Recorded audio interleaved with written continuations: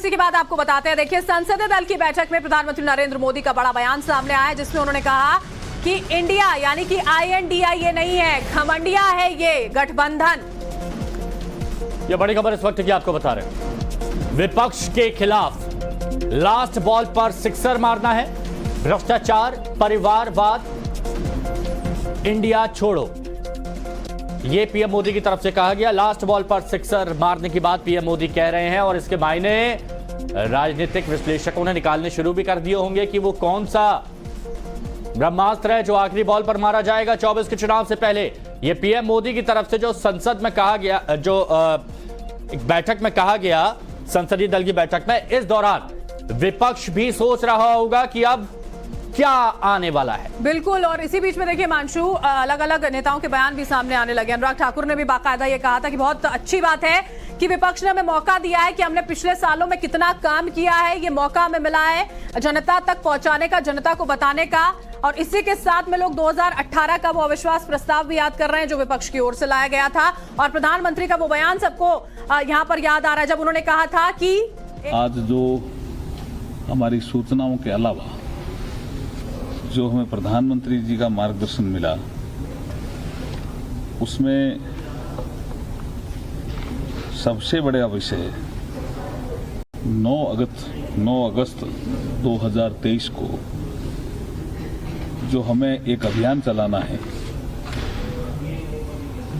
भ्रष्टाचार quit India, परिवारवाद quit India, तुष्टीकरण यानी vote bank politics quit India, ये अभियान हमें 9 अगस्त 2023 से चलाना है। उसमें सारे MP जुड़े, ये प्रधानमंत्री जी ने आह्वान किया है।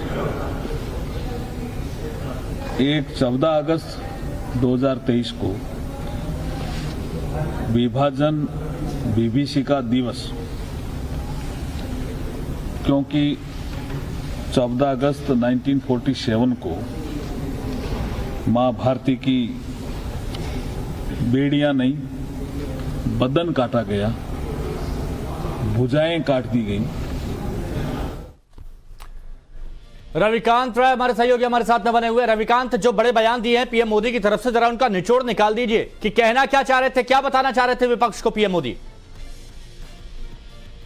देखिए, कुछ पहले दल बैठक खत्म हुई कि कल का मैच था फाइनल के रूप में देखा जाना चाहिए, यानी जिसमें पोजीशन जो है अपनी को चलिए रविकांत, मैं दोबारा आपसे जुड़ूंगा, अभी आपकी आवाज स्पष्ट नहीं आ पा रही है, लेकिन देखिए पीएम मोदी की तरफ से जो कहा गया, तो वो आप समझिए इसके मायने बहुत अहम रखते भी हैं बरका, क्योंकि पीएम मोदी जब कोई बात कहते हैं तो बहुत सोच समझकर कहते हैं, और ऐसा हम पहले भी देख चुके हैं।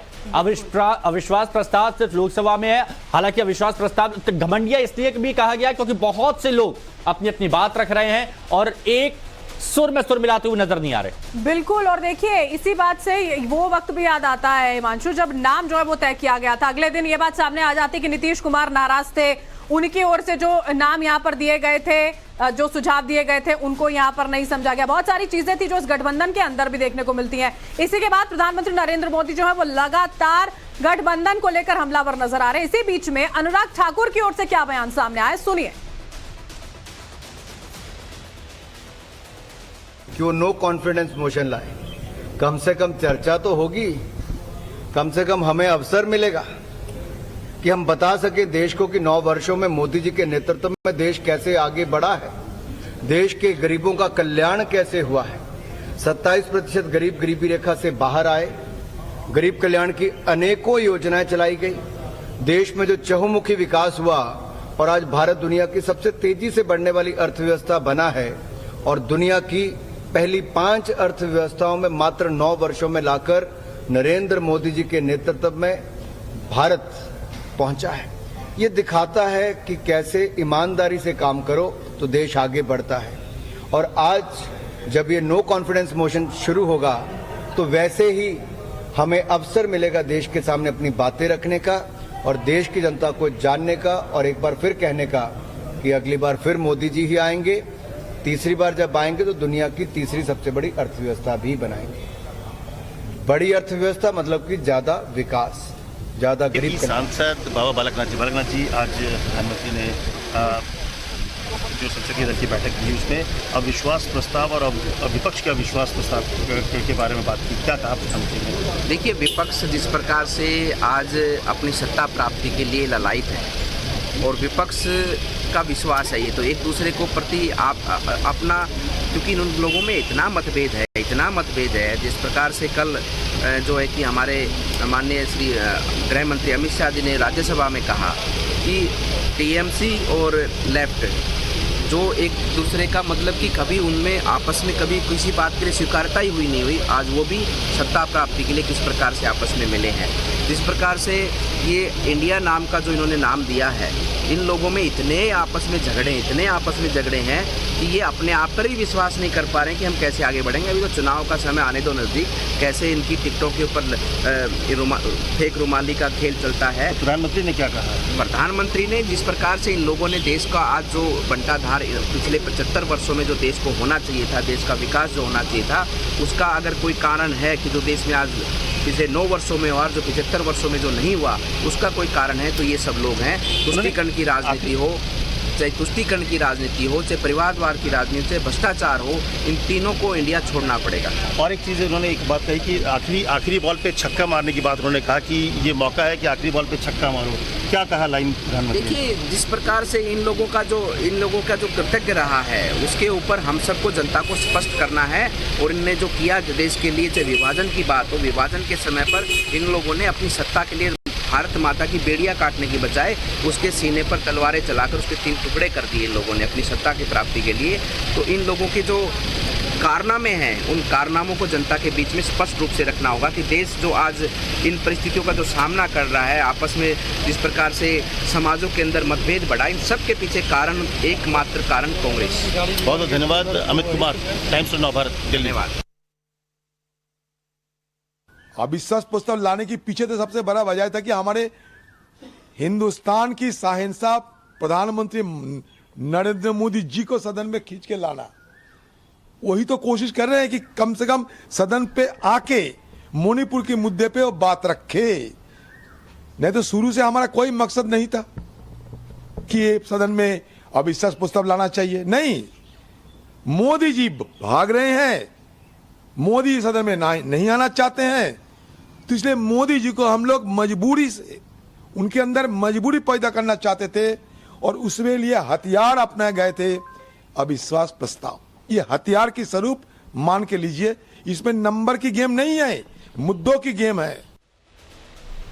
देखिए, एक तरफ यहां पर अधीर रंजन चौधरी कह रहे हैं कि नंबर की गेम नहीं है, यहां पर मुद्दों की गेम है, लेकिन पीएम मोदी क्या कह रहे हैं कि पहले विश्वास आपस में बन जाए, उसके बाद अविश्वास प्रस्ताव यहां पर सामने आ जाए। हर कोई यहां पर सवाल उठा रहा है, लेकिन लोगों के मन में सवाल है बरका कि वो आखिरी बॉल पर छक्का आखिर कौन सा है जो पीएम मोदी लगाने वाले हैं, और विपक्ष सोचने लगा है। क्योंकि जब प्रधानमंत्री बोलते हैं तो लोग सुनते हैं, बहुत ज्यादा ध्यान से सुनते हैं। और अभी विपक्ष के पास देखिए, विपक्ष ये जरूर सोच रहा है कि राहुल गांधी की सदस्यता बहाल, राहुल गांधी की सदस्यता जो है वो बहाल जब हुई है, तो वो उनकी ओर से जब पूरी की पूरी चर्चा यहां पर शुरू होने वाली है सदन में, जब वो अपनी बात रखेंगे तो किस तरह से उनकी बातें सुनी जाती है देखना जरूर होगा। लेकिन आखिर में जब प्रधानमंत्री निशाने पर लेंगे तो वो बहुत ज्यादा महत्वपूर्ण होगा। और इसी वजह से ये कहा गया है कि आखिरी बॉल पर यहां सिक्सर जो है वो यहां मारा जाएगा। और फिलहाल अगर अभी देखा जाए तो अभी स्थिति बिल्कुल अलर्ट है। हालांकि आप देखेंगे कि एनडीए और आईएनडीआईए में संख्या बल का कितना अंतर है, और यह विपक्ष भी साफ मान रहा है, विपक्ष भी कह रहा है। लेकिन उसके बावजूद जिन मुद्दों की यहां पर बात की जा रही है, तो सत्ता पक्ष की तरफ से भी यह कहा जा रहा है, अनुराग ठाकुर ने यह बात यहां पर कही कि मुद्दे उठाइए, हम बात करने को तैयार हैं। अनुराग ठाकुर भी कह रहे हैं कि संसद में हम हर एक सवाल का जवाब देंगे, लेकिन बात तो कीजिए, संसद में आइए, चर्चा की बात को आगे बढ़ाइए। और देखिए, एमआईएम प्रमुख असदुद्दीन ओवैसी की ओर से भी देखिए इन पूरे मुद्दों को लेकर बहुत सारी बातचीत जो है वो हुई है, वो भी सुनवाते हैं आपको। और विपक्ष का विश्वास है, ये तो एक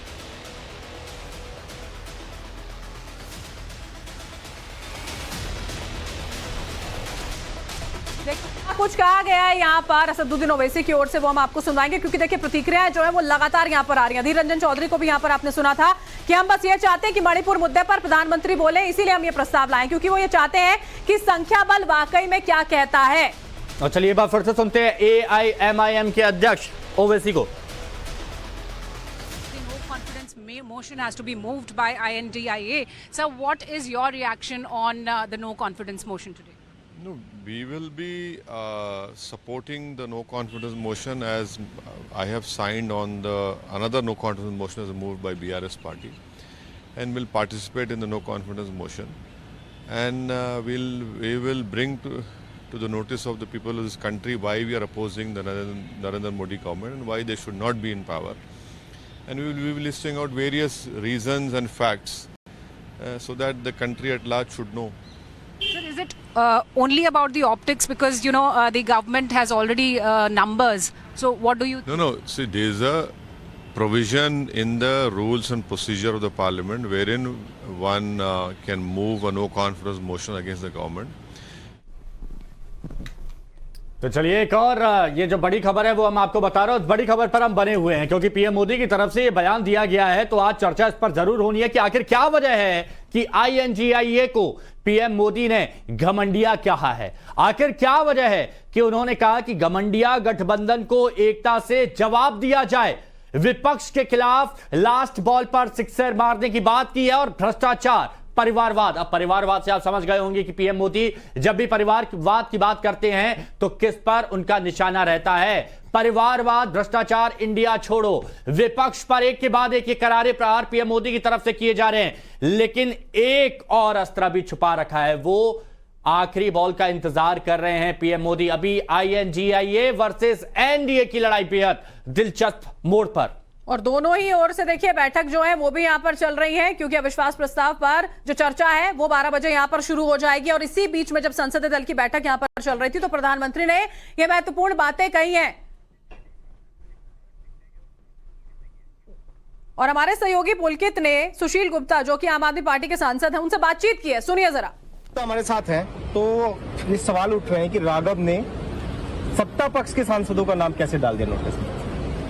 आज तक मुझे एक सेलेक्ट कमेटी ऐसे बताओ जिसमें सत्ता पक्ष और विपक्ष के दोनों सांसद नहीं होते हो। तो होगा ना, पूछेंगे भी नहीं। सदन के फ्लोर पे झूठ बोलते हैं कि फोर्स सिग्नेचर कर दिए, बात ये नहीं है। सिग्नेचर किसके अंदर रिक्वायरमेंट नहीं होती। बात यह है कि राघव के बयान से घबरा गए, जैसे अरविंद केजरीवाल से घबराते हैं और ये उसके लिए बिल लेकर आए हैं, ऐसे ही राघव की सदस्यता छीनना चाहते हैं झूठे आरोप। अच्छा, नोटिस के अंदर सिग्नेचर थे किसी के या नहीं थे? नहीं थे साहब, सिग्नेचर आप लोगों ने नाम लिखा, केवल नाम की प्रपोजल दी। कोई चाहे तो एक्सेप्ट कर ले, कोई चाहे तो एक्सेप्ट ना करे।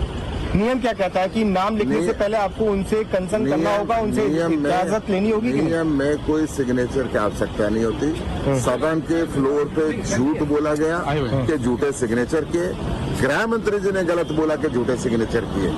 इससे चिंताजनक और क्या बात हो सकती है। गृह मंत्री जी ने कहा कि सदन के अंदर फर्जीवाड़ा हुआ, विधानसभा में फर्जीवाड़ा होता है। ये दोनों चीजें प्रिविलेज कमेटी को जाएगा ये मामला। ये प्रिविलेज कमेटी, ये ताकतवर लोग हैं, ये भेज सकते हैं, ये सदस्यता भी ले सकते हैं, दोबारा चुन के आ जाएंगे, परंतु देश के सामने नंगे तो हो रहे हैं। चलिए, सुशील गुप्ता हमारे साथ थे, जो ये कह रहे थे कि उसके अंदर नोटिस के अंदर साइन नहीं किए गए थे, सिर्फ नाम लिखा गया था और उसी नाम का जिक्र संसद राज्यसभा के अंदर किया गया। पुलकित नागर, टाइम्स नाउ, नवभारत। तो देखिए बहुत से मुद्दे हैं, हर मुद्दे पर बात की जा रही है। एक मुद्दा वो भी है जो राघव चड्ढा को लेकर जुड़ा हुआ है, फर्जी सिग्नेचर को लेकर, उस पर ये बात रखी थी सुशील गुप्ता ने, जो आम आदमी पार्टी के सांसद है, और उनसे बात की हमारे सहयोगी पुलकित नागर ने। लेकिन सबसे बड़ी बात, अविश्वास प्रस्ताव पर कौन किसके साथ है, मोदी का कॉन्फिडेंस टेस्ट और 24 का चुनाव को लेकर विपक्ष के अविश्वास का दाव कितना सफल होगा, इस पर चर्चा।